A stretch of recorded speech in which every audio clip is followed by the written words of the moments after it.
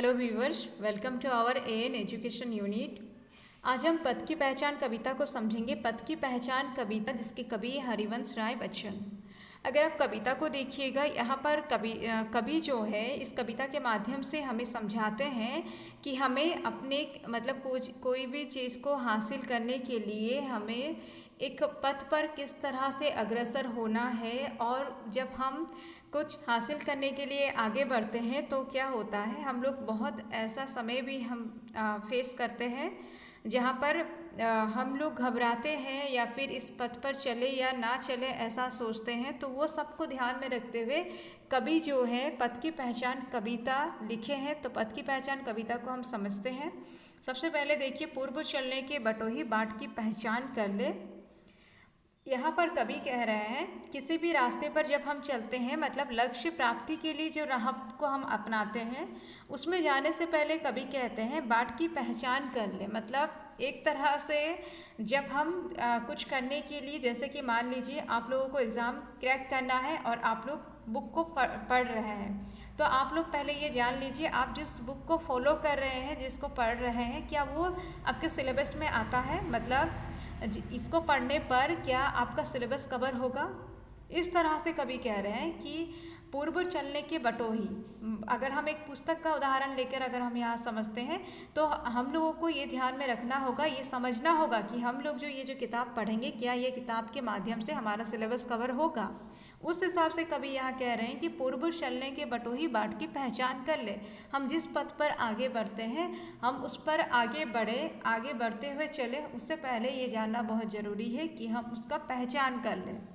पुस्तकों में है नहीं छापी गई इसकी कहानी, क्योंकि कोई भी पुस्तक में हमें इसकी कहानी नहीं मिलेगी। सबका लक्ष्य देखिए अलग अलग होता है। सब जो सिचुएशन को वो लोग फेस करते हैं वो सबके लिए अलग अलग होता है, क्योंकि सबका सिचुएशन सेम नहीं है। मान लीजिए अभी आप लोग एसएसबी टीजीटी का एग्ज़ाम देने वाले हैं, लेकिन एसएसबी टीजीटी का एग्ज़ाम जो देने वाले बहुत सारे बच्चे, एक ही एग्ज़ाम दीजिएगा, बहुत सारे बच्चे दीजिएगा, लेकिन सबका सिचुएशन तो सेम नहीं है ना। सबको अलग अलग तरह से अलग अलग अपने हिसाब से मेहनत करना है, तभी आप लोग एग्ज़ाम को क्रैक कर पाइएगा। इसलिए यहाँ पर लिखा है कि पुस्तकों में है नहीं छापी गई इसकी कहानी। इसकी कहानी जो है ना, ये पुस्तकों में नहीं छापी गई है। आपको अपने पथ पर चलने से पहले उसका पहचान करना होगा, क्योंकि अगर आप देखिएगा कोई भी पुस्तक में इसके बारे में कुछ भी वर्णन आपको नहीं मिलेगा। हाल इसका ज्ञात होता है ना औरों की जवानी, अनगिनत राही गए इस राह से उनका पता क्या, पर गए कुछ लोग इस पर छोड़ पैरों की निशानी। कभी अब आगे कहते हैं हाल इसका ज्ञात होता है ना औरों की जवानी। मतलब ये जो पथ जो है कैसा है, इसके बारे में कुछ भी ज्ञान हासिल हम दूसरों से नहीं कर सकते। हम औरों की जवानी यानी कि औरों से सुनकर हम कुछ नहीं कर सकते। औरों से सुनकर हम इस रास्ते के बारे में कोई भी जानकारी नहीं हासिल कर सकते। अनगिनत राही गए इस राह से उनका पता क्या, पर गए कुछ लोग इस पर छोड़ पैरों की निशानी। अब कवि कह रहे हैं कि अनगिनत राही जो है गए हैं, अनगिनत राही गए इस राह से, इसी राह से अनगिनत राही गए हैं, उनका पता क्या। उनके बारे में, सबके बारे में तो हमारे पास कोई जानकारी नहीं है। पर गए कुछ लोग इस पर छोड़ पैरों की निशानी, लेकिन कुछ लोग इस पर जो गए हैं वो लोग अपने पैरों की निशानी छोड़कर गए हैं। ठीक है, पैरों की निशानी छोड़कर गए हैं का मतलब ये है कि लक्ष्य प्राप्ति के लिए जो लोग आगे बढ़े हैं, उनमें से कुछ लोग ऐसे हैं जो अपना जो अनुभव को जाहिर किए हैं, सबके सामने में रखे हैं। ठीक है, यह निशानी मुख होकर भी बहुत कुछ बोलती है। और ये जो निशानी है, कवि कह रहे हैं ये जो अनगिनत लोग जो इस राह पर गए हैं, उनका जो पैरों की निशानी जो है वो मुख होकर भी, मुख का मतलब होता है चुप होकर भी, बहुत कुछ बोलती है। खोल इसका अर्थ पंथी पंथ का अनुमान कर ले, पूर्व चलने के बटोही बाट की पहचान कर ले। तो ये जो मुख होकर है पैरों की निशानी, कवि कह रहे हैं इसके बारे में, इसका अर्थ जो है ढूंढ लेने के लिए हमें कहते हैं, इसका अर्थ को अनुमान कर लेने कहते हैं हमें। फिर से कवि कह रहे हैं कि पूर्व चलने के बटोही बाट की पहचान कर ले। हम बटोही हैं, कोई भी रास्ते पर जब हम चलते हैं तो चलने से पहले बाट की पहचान करने के लिए कभी कहते हैं, मतलब सोच समझकर फैसला लेने के लिए कहते हैं, सोच समझकर आगे बढ़ने के लिए कभी कह रहे हैं। व्याख्या देखिए, व्याख्या अगर आप देखिएगा कुछ इस तरह से है। कभी कहता है कि हमारे जीवन पथ की कहानी पुस्तकों में नहीं लिखी होती है। ठीक है, हमारे जीवन पथ का कहानी अगर आप देखिएगा पुस्तकों में तो नहीं लिखी है, वो तो हमें स्वयं ही बनानी पड़ती है। हम उसको क्या करेंगे, स्वयं ही बनाएंगे। जीवन पथ जो हमारा है वो अगर आप देखिएगा वो पुस्तकों में नहीं लिखी है, और कभी कहते हैं इसे हमें स्वयं बनाना है। दूसरे लोगों के कथन के अनुसार भी हम अपने जीवन का लक्ष्य निर्धारित नहीं कर सकते। दूसरे लोग जो कह रहे हैं उसके आधार पर भी हम अपना लक्ष्य को निर्धारित नहीं कर सकते, अपना जीवन का लक्ष्य को निर्धारित नहीं कर सकते। इसका निर्धारण हमें स्वयं ही करना पड़ेगा। इस संसार में अनेक लोग पैदा हुए और मर गए। ठीक है, बहुत सारे लोग दुनिया में आए और दुनिया से चले भी गए। उन सब की गणना नहीं की जा सकती, वो तो अनगिनत थे। परंतु कुछ ऐसे कर्मवीर भी यहाँ जन्मे हैं जिनके पद चिन्ह मौन भाषा में उनके महान कार्यों का लेखा जोखा प्रस्तुत करते हैं। तो कभी ये तो बताते हैं कि अनगिनत लोग आए दुनिया में और बहुत सारे लोग चले भी गए, लेकिन उनमें से कुछ ऐसे लोग भी थे जो कर्मवीर थे, और उनके बारे में कभी कहते हैं कि उनका जो पद चिन्ह जो है वो मौन होकर, चुप रहकर भी उनके महान कार्यों का वर्णन करता है। ठीक है, जो कर्मवीर थे उनका जो पद चिन्ह है वो पद चिन्ह चुप होकर भी उन महान कर्मवीरों का कार्य का वर्णन करता है। उन सभी कर्मठ महापुरुषों ने काम करने से पहले खूब सोच विचार किया, फिर जी जान से अपने कार्य में जुटकर सफलता प्राप्त किया। तो कभी कहते हैं यहाँ पर कि आप रास्ता को चुनने से पहले सोच विचार जरूर कीजिए। सोच विचार करने के बाद अपने कार्य में जुटकर सफलता प्राप्त कीजिए, और तब जब आप सोच विचार कर लेते हैं कि ये रहा सही है हमारे लिए, उसके बाद जो आप कार्य करते हैं वो कार्य कैसा होना चाहिए, अपना सर्वस्व न्यौछावर करके आप कीजिए, वो काम में लग जाइए, अपना जी जान लगाकर वो काम में जुटने के लिए कभी कहते हैं, तभी आप लोगों को सफलता मिलेगी। अतः हे राहगीर, यहाँ पर कभी कहते हैं, यहाँ कभी कहते हैं हे राहगीर यानी कि राह पर चलने वाले, उनसे प्रेरणा ग्रहण कर अपना मार्ग निश्चित कर ले, तब उस पर चलना शुरू कर। मतलब जो लोग जो कर्मवीर हैं, जो जिस राह पर चलकर उन लोगों को सफलता मिल चुकी है, वैसे लोग जो सक्सेसफुल हैं अभी, ठीक है, सफल हो चुके हैं, उनके बारे में उनसे जानकारी लेने के लिए कभी हमें कहते हैं कि उनसे आप प्रेरणा ग्रहण कर सकते हैं और अपना मार्ग निश्चित करके उस पर चलना शुरू कर सकते हैं, ऐसा कभी कहते हैं। नए शब्द अगर आप देखिएगा, बटोही का मतलब होता है राहगीर, बाट यानी कि रास्ता, पंथी यानी कि पथिक, पंथ मतलब मार्ग, मतलब पंथी होता है रास्ते पर चलने वाला, पथिक, और पंथ का मतलब होता है रास्ता यानी कि मार्ग। आगे देखिए, यह बुरा है या कि अच्छा, व्यर्थ दिन इस पर बिताना, अब असंभव छोड़ यह पथ दूसरे पथ पर बढ़ाना। कभी कहते हैं एक बार जब हम विचार कर लिए कि हमें ये करना चाहिए, फिर उसके बाद जब हम आगे बढ़ते हैं ना, हमें बहुत बार ऐसा सोच विचार भी हमारा मन में आ जाता है कि ये जो है अच्छा है या बुरा है, जो हम काम कर रहे हैं ये सही है या गलत है, ये हम सोचते हैं। लेकिन पहले हम अगर सोच विचार किए हैं फिर हमें आगे बढ़ जाना चाहिए। कभी कहते हैं अब इसमें बुरा या अच्छा है ये सोचना, ये सोचकर समय को बिताना, दिन बिताने का अर्थ है समय बिताना, कि ये अच्छा है कि बुरा सोचकर ये व्यर्थ है, ये हमें नहीं करना चाहिए। अगर हम एक बार सोच विचार करके किसी पथ पर आगे बढ़े हैं तो हमें क्या करना है, हिम्मत से आगे बढ़ते रहना है। अब असंभव छोड़ यह पथ दूसरे पथ पर पग बढ़ाना। कभी ये भी आगे कहते हैं अब असंभव है ये कि हम ये पथ को छोड़कर, ये रास्ता को छोड़कर दूसरे रास्ते पर अपना पग बढ़ाएं या अपने आप को इस रास्ते से हटाकर दूसरे रास्ते पर चला दें, ये अब असंभव है। ऐसा कौन कहते हैं, हरिवंश राय बच्चन जी। तो इसे अच्छा समझ, यात्रा सरल इससे बनेगी, और ये बहुत ज़रूरी है, आप सबके लिए भी ये बहुत ज़रूरी है। जिस रास्ते पर हम चलते हैं, जो काम हम कर रहे हैं, अगर हम उस काम को अच्छा समझते हैं तो वो हमारे लिए क्या है, सरल बनती है। याद रखिए, कभी कहते हैं तो इसे अच्छा समझ, ये मत सोच कि ये अच्छा है या बुरा है, तो इसे अच्छा समझ। यात्रा सरल इससे बनेगी। इससे क्या होता है, यात्रा सरल बनती है। क्वेश्चन आ सकता है यात्रा सरल कैसे बनती है, जब हम उस राह को अच्छा समझते हैं तब जो है यात्रा सरल बनती है। सोच मत केवल तुझे ही यह पड़ा मन में बिठाना, हर सफल पंथी यही विश्वास ले इस पर बढ़ा है, तू इसी पर आज अपने चित्त को अवधान कर ले। अब आगे कवि कहते हैं सोच मत केवल तुझे ही यह पड़ा मन में बिठाना। ये मत सोचिए कि सिर्फ आपको ये सोच रहे हैं सिर्फ आपकी ये रास्ता सही है, मैं इस पर चल रहा हूँ, ये मेरे लिए सही है। ये सोच सिर्फ आपका नहीं है, बल्कि हर सफल पंथी जो अभी सफल हो चुके हैं वो भी अपने समय पर अपने रास्ता को अच्छा माने थे, तभी वो लोग आज सफल हुए हैं, ऐसा कवि कहते हैं। यही विश्वास ले इस पर बड़ा है। वो पंथी जो है, जो सफल पंथी है ना, हर सफल पंथी यही विश्वास लेकर आगे बढ़े थे कि ये जो पथ जो हमारा है, जिस पथ पर हम चल रहे हैं, ये हमारे लिए अच्छा है। तो इसी पर आज अपने चित्त को अवधान कर ले। और कवि कहते हैं हमें भी अपना चित्त को इसी पर अवधान कर लेना चाहिए कि हम जिस राह पर चल रहे हैं वो बिल्कुल सही है और अच्छा है। पूर्व चलने के बटोही बाट की पहचान कर ले। फिर से कभी कहते हैं कि रास्ते पर चलने से पहले आप उस रास्ते की जरूर पहचान करें, आप जरूर जानें, उसके बारे में पता कर लें कि आप जो कर रहे हैं सही है या गलत है।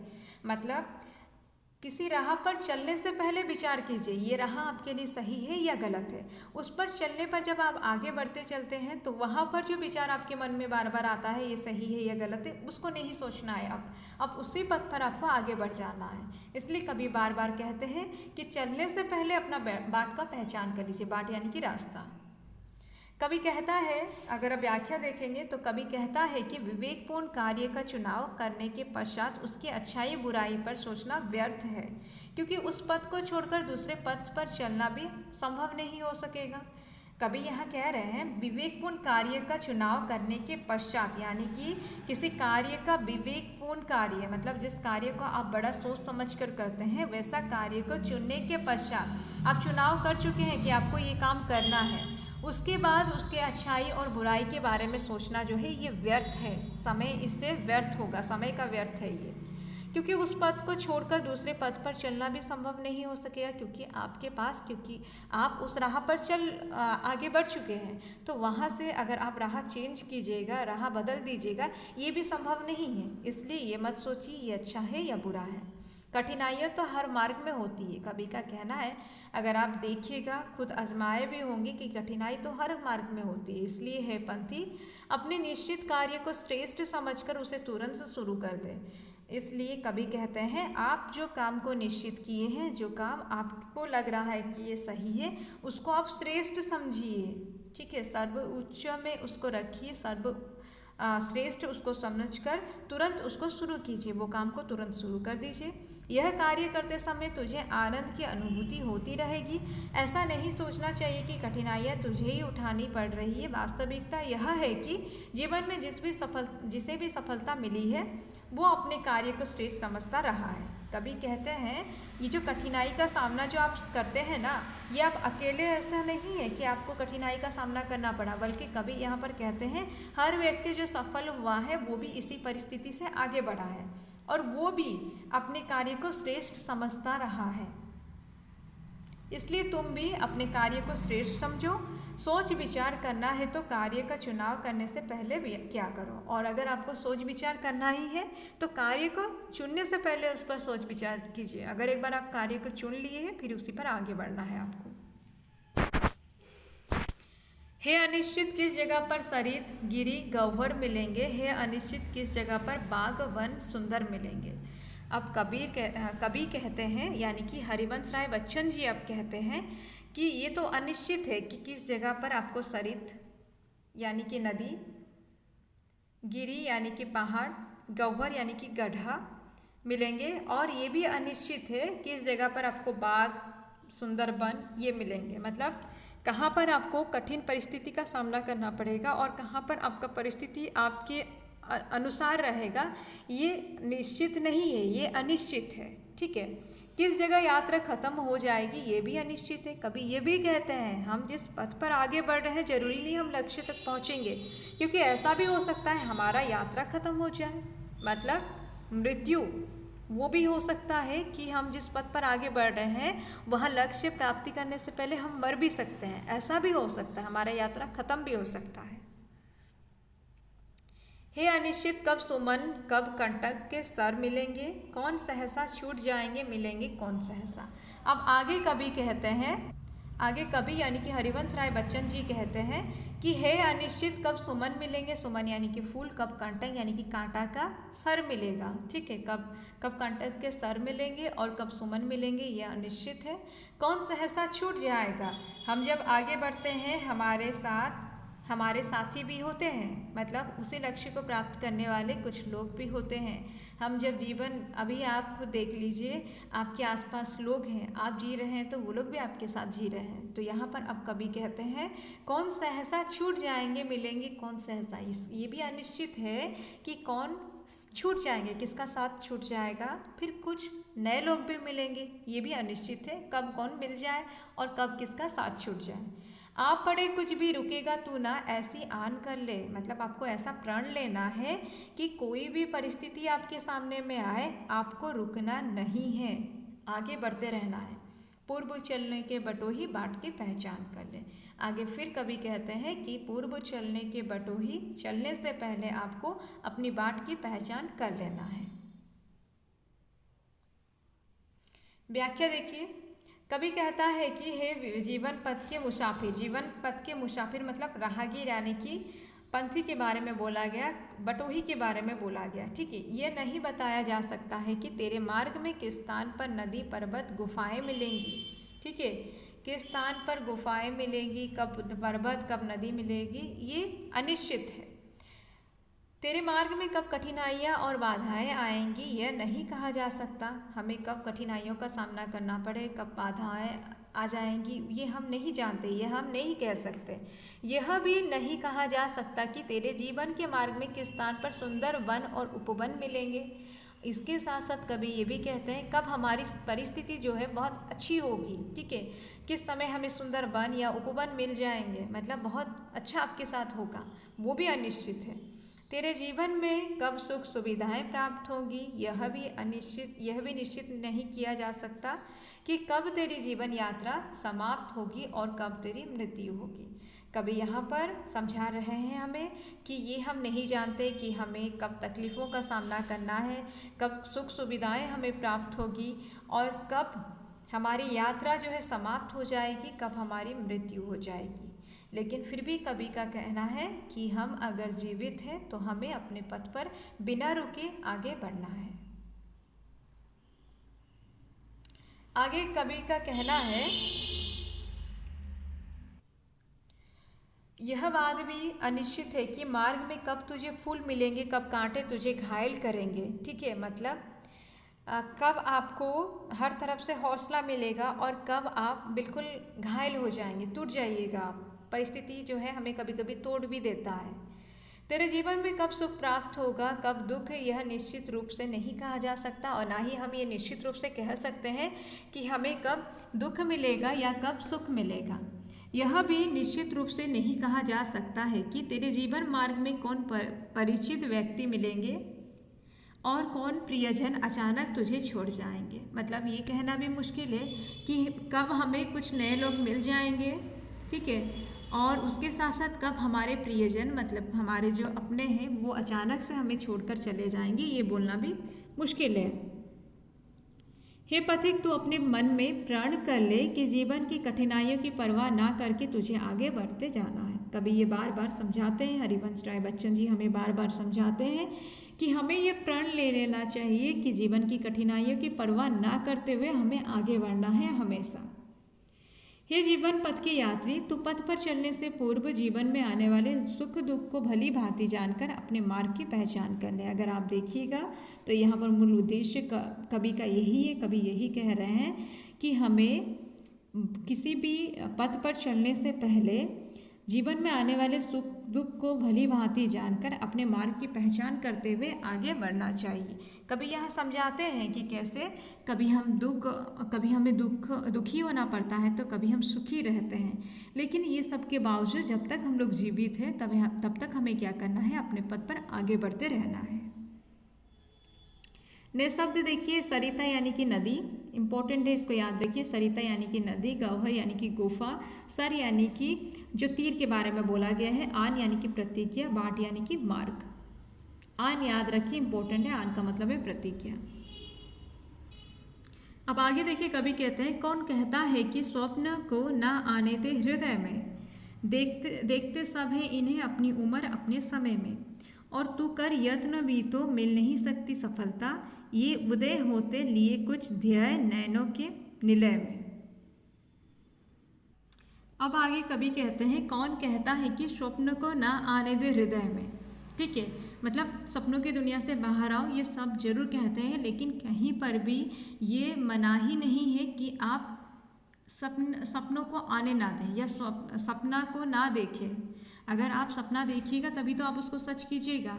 तो इसलिए यहाँ पर कवि कहते हैं, कौन कहता है कि स्वप्न को ना आने दे हृदय में, अपने हृदय में स्वप्न को जरूर आने दीजिए, ऐसा कवि कहते हैं।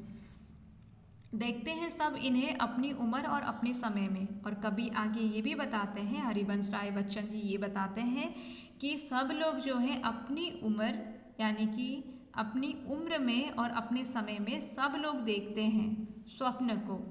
तो कर यत्न भी तो मिल नहीं सकती सफलता, ये उदय होते लिए कुछ ध्याय नैनों के निलय में। अब देखिए, निलय का मतलब तो होता है घर में, मतलब आँखों के अंदर, आँखों में यहाँ बोला जा रहा है। ध्येय का मतलब होता है उद्देश्य। ऐसा है, कवि कहते हैं, तू कर यत्न भी तो मिल नहीं सकती सफलता, ये उदय होते लिए कुछ ध्येय नैनों के निलय में। कवि का कहना है कि हमारे अंदर जो सपने जो हैं ये जरूर हमें देखना चाहिए, क्योंकि सपना जो है इसी में कुछ न ये जो उद्देश्य लिए होता है, उद्देश्य लिए होता है, स्वप्न जो है ये उद्देश्य लिए होता है। और ये कहाँ होता है, नैनों के निलय में, आंखों का घर में जो है सपना का होना जरूरी है, और इसमें कुछ उद्देश्य निहित रहता है। और हमें क्या करना चाहिए, उसको मतलब सपना अगर हम देखते हैं उसकी पूर्ति के लिए प्रयासरत रहना चाहिए, लेकिन ऐसा नहीं है कि हम सपना से बिल्कुल हट जाए, सपना देखना भी जरूरी है। किंतु जग के पंथ पर यदि स्वप्न दो तो सत्य दोषो। इसके साथ साथ कभी ये चीज़ आपको ज़रूर समझाते हैं, ये बहुत ज़रूरी है हम सब के लिए कि सपना ज़रूरी है, सपना देखिए, लेकिन जीवन के पथ पर सपना अगर दो है तो सत्य दोषो होना चाहिए। मतलब सपना देखिए, सपनों की दुनिया में मत खो जाइए, आपको वास्तविकता को ध्यान में रखते हुए सपना को देखना है। सपना को देखकर सपना को पूरा करने के लिए भी ना आपको क्या करना है, वास्तविक जीवन में रहना चाहिए। इसलिए कवि कहते हैं, स्वप्न दो तो सत्य दोषो। इससे क्वेश्चन आया था इस बार, बहुत इंपॉर्टेंट है, याद रखिए। स्वप्न अगर दो है तो सत्य कितना होना चाहिए, 200 होना चाहिए। ये कौन कहते हैं, ये हरिवंश राय बच्चन जी कहते हैं। स्वप्न पर ही मुग्ध मत हो, सिर्फ आपको स्वप्न पर ही डूब नहीं जाना है, सत्य का भी ज्ञान कर ले। सत्य का ज्ञान हमें करना चाहिए, वास्तविक जीवन से जुड़े रहना चाहिए। पूर्व चलने के बटोही बाट की पहचान कर ले। फिर आगे कवि कहते हैं कि पूर्व चलने के बटोही बाट की पहचान कर ले।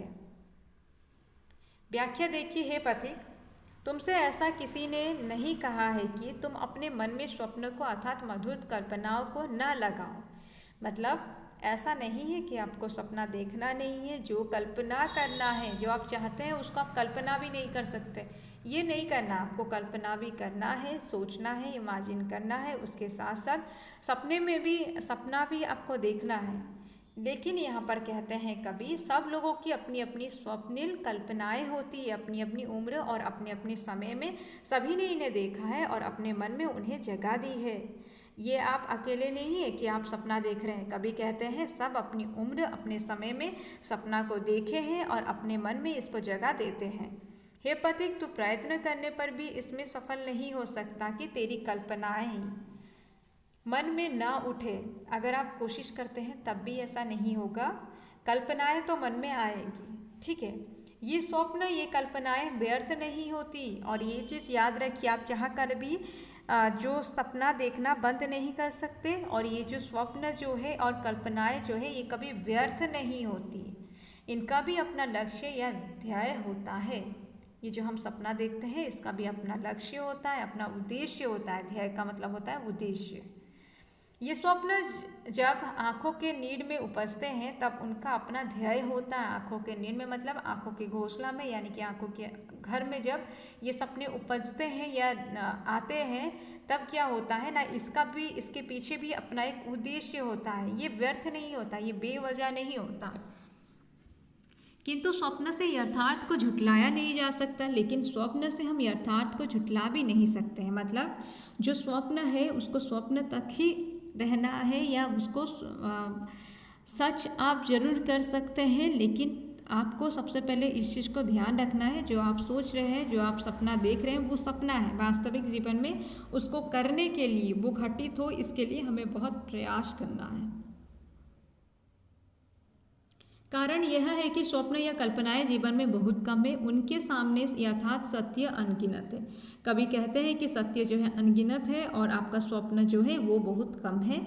सत्य का मुकाबला कल्पनाओं से मत करो। कभी कहते हैं सत्य का मुकाबला हमें कल्पनाओं से नहीं करना है। ठीक है, सत्य का मुकाबला हम कल्पनाओं से नहीं कर सकते। संसार के रास्ते में यदि स्वप्न 2 है तो सत्य 200 है। याद रखिए, सत्य 200 है। स्वप्न जो है 2 है तो सत्य 200 है। अर्थात कल्पनाएं बहुत कम है, कल्पनाएं बहुत कम है, यथार्थ बहुत अधिक है। यथार्थ का मतलब है वास्तविकता जो है अधिक है और कल्पनाएं जो है कम है। अतः यह आवश्यक हो जाता है कि तुम कल्पनाओं पर ही मत रीझते रहो, वरन सत्य क्या है ये जान लो। कभी इसलिए इतना सबको समझाते हुए कहते हैं हमारा जो यथार्थ जो है, वास्तविकता जो है वो 200 है और सत्य 200 बोला गया है। सत्य का मतलब ही यहाँ पर वास्तविकता है और स्वप्न जो है 2 है। ठीक है, सत्य 200 है, यही सत्य जो है आपका वास्तविकता है, और कल्पनाएं जो है वो बहुत कम है। कल्पनाओं के बारे में यहाँ 2 बताया गया है। कल्पनाएं जहाँ 2 है वहीं पर सत्य जो है 200 है। इसलिए हमें कल्पनाओं पर ही नहीं लगे रहना है। ये कल्पनाओं से जो आनंद मिल रहा है वहीं तक हमें सीमित नहीं रहना है, बल्कि सत्य क्या है इसका निर्धारण भी कर लेना है। हे पथिक, चलने से पहले अपने रास्ते की पहचान कर लो। फिर से कभी कहते हैं कि चलने से पहले अपने रास्ते का पहचान कर लो। प्रयत्न जो है उसी का मतलब यत्न का मतलब ही है प्रयत्न, जिसको हम कोशिश कहते हैं। ध्येय का मतलब होता है लक्ष्य। निलय का मतलब है घर या घोंसला, नीड। मुग्ध होना मतलब रीझना, डूब जाना। आगे देखिए, कभी कहते हैं कि स्वप्न आता स्वर्ग का, दृग कौरकों में दीप्त आती। दृग मतलब यहाँ पर जो है ये आँखों के बारे में बोला गया। मतलब कभी कहते हैं जब हम स्वप्न स्वर्ग का देखते हैं तो हमारे आँखों में जो है दीप्त आती है, मतलब वो भी जगमगा उठती है। या प्रसन्नता से क्या होता है, हम खुश हो जाते हैं और वो खुशी हमारे आँखों में दिखती है। पंख लग जाते पगों को, ललकती उन्मुक्त छाती। मतलब कभी कहते हैं उस समय हम किसके समान हो जाते हैं, मानो एक पक्षी हैं और हम बड़े उत्सुकता पूर्वक अपने पगों में भी जो पंख लग जाते हैं अपने पगों में, ठीक है, पैरों में मान लीजिए पंख लग जाता है, या हमारा हर पग में जो है पंख लग जाता है। और ललकती उन्मुक्त छाती, हम काफ़ी उत्सुक होते हैं उस समय। रास्ते का एक कांटा पाँव का दिल चीर देता। अब कभी वहाँ पर समझाते हुए हमें कह रहे हैं कि रास्ते का एक कांटा, ये इम्पोर्टेंट है, रास्ते का एक कांटा पाँव का दिल चीर देता। ठीक है, इम्पोर्टेंट है, रास्ते का एक कांटा जो है पाँव का दिल चीर देता। रक्त की 2 बूंद गिरती एक दुनिया डूब जाती है, और वहीं पर रक्त की 2 बूंद गिरती और एक दुनिया डूब जाती। ये सब लाइन इम्पोर्टेंट है, इसको याद रखिए। आँखों में हो स्वर्ग लेकिन पाँव पृथ्वी पर टिके हो, कंटकों की इस अनोखी सीख का सम्मान कर ले। अब देखिए, कभी हमें कहते हैं कि कंटकों की अनोखी सीख जो है उसका सम्मान करने के लिए कभी कहते हैं। किसकी अनोखी सीख? कंटकों की, यानी कि कांटा। आँखों में हो स्वर्ग लेकिन पाँव पृथ्वी पर टिके हो। क्या सीखना चाहिए उनसे कि उनका वो कैसे होते हैं ना, उनका आँख जो है स्वर्ग के तरफ होता है, लेकिन उनका पैर जो है हमेशा पृथ्वी पर टिका होता है। और इसी चीज़ को कंटकों से हमें सीख लेना चाहिए। ठीक है, कभी कहते हैं आंखों में हो स्वर्ग, पाँव पृथ्वी पर हो। आंखों में स्वर्ग होने पर भी आपका पैर पृथ्वी पर होना चाहिए। और ये सीख हमें कौन देता है? कंटक देते हैं। कंटकों से ये सीख जो है हमें सीख लेना चाहिए। पूर्व चलने के बटोही बाट की पहचान कर ले। फिर से कभी कहते हैं, हरिवंश राय बच्चन जी कहते हैं कि चलने से पहले आपको अपनी बाट की पहचान कर लेनी चाहिए। यह देखिए व्याख्या में कभी कहते हैं, हे पथिक, भावुकता के आवेश में आकर किसी मार्ग पर अग्रसर होने से पूर्व हम स्वर्ग का सपना देखने लगते हैं। मतलब भावुकता के आवेश में आकर, मतलब जब हम भावनाओं में डूब जाते हैं ना, तो उस समय क्या करते हैं, किसी मार्ग पर आगे बढ़ने से पहले ही हम स्वर्ग का सपना देखने लगते हैं।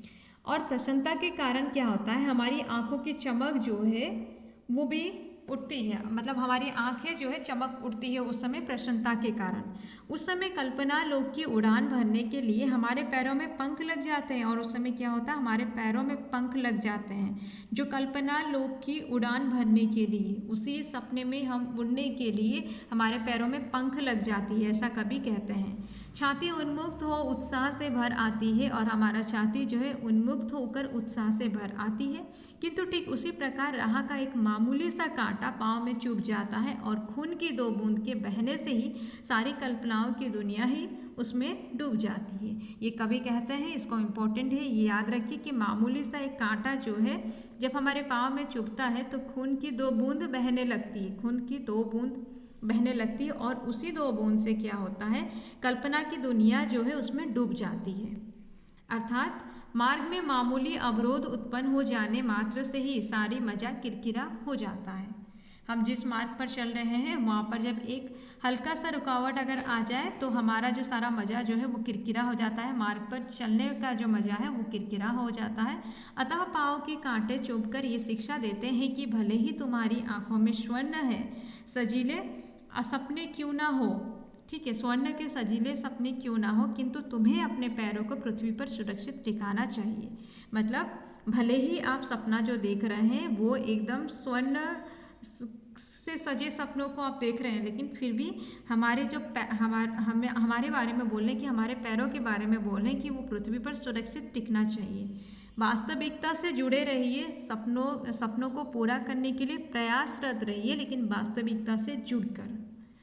अर्थात मस्तिष्क में भले ही कल्पना की ऊंची उड़ान क्यों ना हो, किंतु व्यवहारिक जगत की उपयोगिता कदापि भूलनी नहीं चाहिए। ठीक है, आपके मस्तिष्क में जो है ये होना चाहिए क्या ना, कल्पना की ऊंची उड़ान भले ही हो, लेकिन जो आपका व्यवहारिक जगत की यानी कि वास्तविकता की उपयोगिता को कदापि भूलनी नहीं चाहिए।